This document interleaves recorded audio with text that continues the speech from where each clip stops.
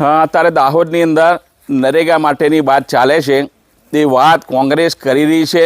છેલ્લા 6 મહિનાથી કોંગ્રેસ આક્ષેપ કરી રહી છે ભ્રષ્ટાચાર થયો છે. અમારા બારિયા તાલુકા અને ધાનપુર તાલુકામાં 35 એજન્સીઓ જેવી એજન્સીઓએ કામ, જે મટીરિયલ સપ્લાય કરવાનું કામ છે. મારા દીકરાઓ પણ એટલે 2018થી કામ કરે છે. એ મટીરિયલ સપ્લાયનું કામ કરે છે. બીજું અહીંયા કોઈ કામ કરતા નથી.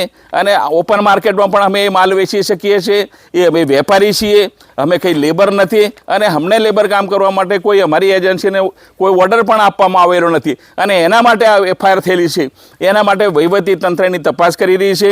સરકારને વહીવટી તંત્ર પર મને પૂરો ભરોસો છે. જે કંઈ નિર્ણય આવશે અમે સ્વીકારવા તૈયાર રહીશું. આવા આક્ષેપો કોંગ્રેસ ખૂબ લાંબા સમયથી દર વર્ષે કરે છે. મારા પર હાઈકોર્ટમાં 2 વાર PLA દાખલ કરી છે. એમાં હાઈકોર્ટે એને ક્લીન ચીટ આપી છે. હું 25 વર્ષથી રાજકારણમાં છું, ક્યારે મારા પર કોઈ આક્ષેપ થયો નથી. 3 વર્ષની અંદર રાજ્યની અંદર પંચાયત મંત્રી તરીકે કામ કરી રહ્યું છે. 1 રૂપિયાનો પણ ભ્રષ્ટાચાર નથી. મારી તમામ યોજના ઓનલાઈન, બદલી બઢતી પણ ઓનલાઈન કરીને હું આજે રાજ્ય સરકારનો વિશ્વાસનાથી કામ કરી રહ્યો છે. મારી સરકાર પણ કામ કરે છે, મારી પાર્ટી પણ કામ કરે છે. અને દાહોદ પણ વિકાસની દિશાની અંદર આગામી દિવસોમાં આગળ વધશે. કોંગ્રેસ પાયા વિહોણીની આ વિરોધ કરવા માટેનો એની પાસે કોઈ સાધન નથી. એના માટે આ આક્ષેપો કોંગ્રેસ કરી રહી છે. રાજ્ય કક્ષાના મંત્રી, પંચાયત મંત્રી બચુભાઈ ખાબડ સાહેબ, જે વર્ષોથી અહીંયા પંચાયત મંત્રી છે, એમના બંને છોકરાઓ દ્વારા સેંકડો કરોડનો ભ્રષ્ટાચાર થયેલો છે. બચુભાઈ ખાબડ એવું કહેવા માંગે છે કે મારા પર ખોટા આક્ષેપ છે. આગળ પણ એમના પર 450 કરોડનો ભ્રષ્ટાચાર થયો હતો. એમાં પણ સગે વગે એમને કરી નાખ્યું.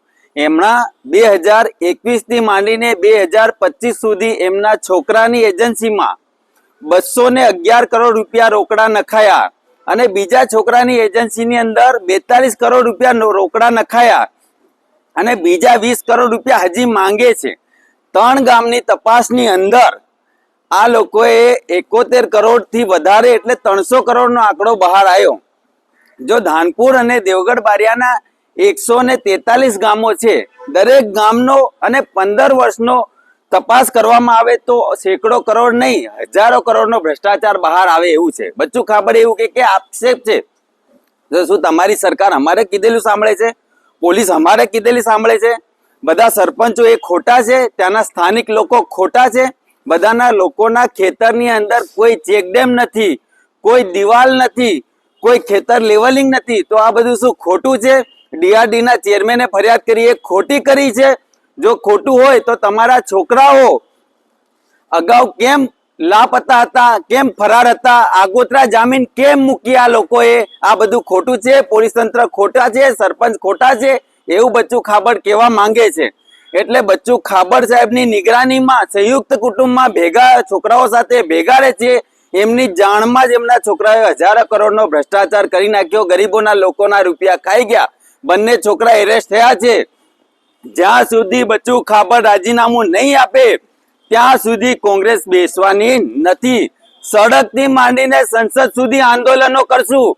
એની અંદર છૂટી ગયા, ટ્રાયબલની અંદર છૂટી ગયા જામીન પર, પણ આમાં અમે જામીન પર છૂટવા દઈએ નહીં. પોલીસ પર પણ અમે બરોબર ધ્યાન રાખશું, સરકાર પર પણ ધ્યાન રાખશું.